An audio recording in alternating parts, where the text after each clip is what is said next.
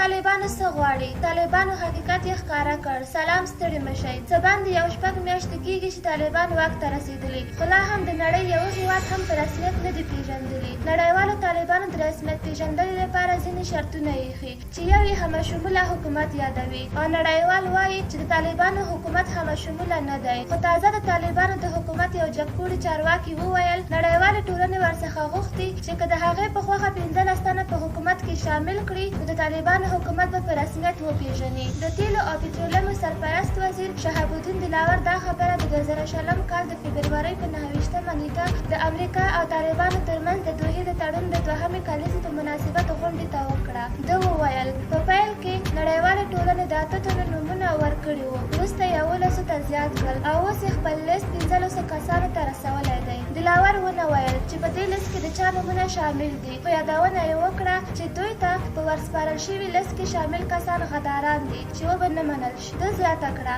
دا کسان به هغه مهال منل شوي وای چې طالبانو د سیاسي خبرو په نتیجه کې واک ترلاسه کړی وای. شهاب الدین دلاور همداراز وویل اسلامي امارت له مخکې څخه د پراخ بنسټه حکومت د جوړولو هڅه کړې ده. د دلاور په وینا اوس هم د حکومت ټول مامورین او ټیټ رتبه کارکوونکي د پخواني نظام د وخت کسان. په هر حال که زموږ ویډیو مو خوښه شوې وي ضروري لایک کړئ. تر بل ویډیو په لوی او بخښونکي خدای سپارم. د الله په امان.